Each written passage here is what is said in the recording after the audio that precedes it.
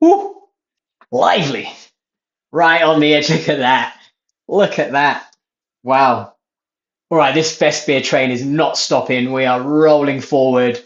Next up is Wieninger, their Festbier. It's coming from Teisendorf, and they go back to 1666. They are in the Upper Bavaria region, and they are a super traditional local brewery. They are locally sourcing their malts, their malted barleys. They're using traditional decoction mash methods. So I'm expecting this beer to be a bit of complexity on the malt side, and then maybe paired with that, I imagine that it's a little bit spicy. That's what I would do with a bit more malt complexity. I think decoction in a traditional Bavarian beer is still very important, and I'm hoping that this is going to sing with complexity and just a great process-driven beer that results in just a beautiful fest beer. So let's crack it open and find out.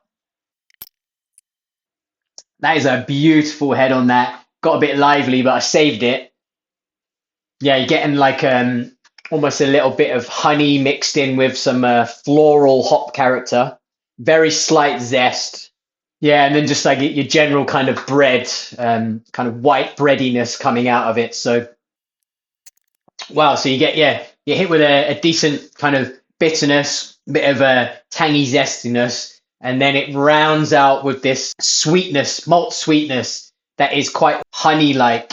Yeah, and then once your taste buds get kind of acclimatized, you can get that malt complexity. So there is that background of bread crust there. So there is that malt complexity that they're getting from that traditional decoction. So it has that strong malt character to it. It is got complexity. It's got that malt sweetness. It's got a bit of spiciness. There's definitely something going on in the glass. It's nowhere near as kind of clean and clinical as those Munich golden fest beers, but it is still super drinkable. These guys have embraced the sweetness, but it's in a way that it's like bread and honey. And then they've expertly managed that hot bittering so that you get a bit of spice and a bit of zest so that it breaks up that kind of malt sweetness and makes this a very drinkable beer, despite it being a bit of a